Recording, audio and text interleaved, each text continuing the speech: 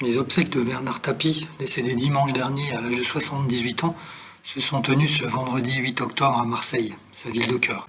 La foule était au rendez-vous pour saluer le cercueil de l'homme d'affaires qui a traversé dans la matinée le Vieux-Port pour rejoindre la cathédrale Sainte-Marie-Majeure. C'est dans ce beau lieu que la messe, célébrée par l'archevêque de Marseille, a démarré à 11 heures. Le cercueil de Bernard Tapie a fait son entrée sur la chanson de sa fille, Sophie, Phoenix, interprétée par une chorale. Son petit-fils a ensuite joué Amazing Grace à la trompette. Le gladiateur se repose enfin, a lâché Jean-Louis Borloo, ex-ministre et avocat historique de Bernard Tapie, son ami depuis 45 ans.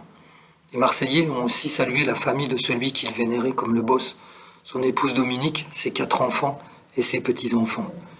Il y avait aussi tout le monde politique local, du maire socialiste de Marseille, Benoît Payan, à la présidente LR du département de la métropole, Martine Vassal, en passant par Renaud Muselier, le président LR de la région, ou encore Samia Ghali, adjointe au maire de Marseille.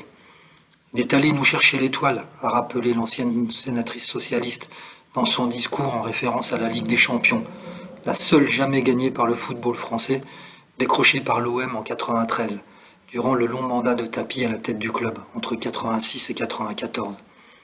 Tu étais fort comme un lion, rusé comme un renard, mais humain, résolument humain, a insisté Renaud Muselier. Bernard Tapie, c'était un enfant de Marseille, un enfant adopté, a rappelé de son côté Benoît Payan, au sujet du Titi parisien du 20e arrondissement. Sur le parvis de la cathédrale, les supporters qui n'avaient pas réussi à entrer écoutaient les discours retransmis via des haut-parleurs et ont applaudi quand le petit-fils du boss, Rodolphe, a raconté l'anecdote où l'arrière-petit-fils encourageait Manchester face au PSG.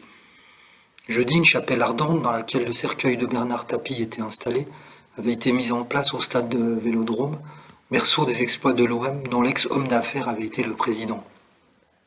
L'ancien député, conseiller général des Bouches-du-Rhône, ministre de la ville, a été inhumé au cimetière de Mazargues, dans les quartiers sud de la ville.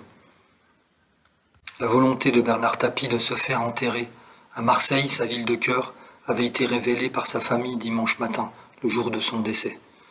Mercredi, une première cérémonie religieuse en mémoire du défunt avait eu lieu à Paris, rassemblant un parterre de célébrités du milieu sportif, politique et artistique.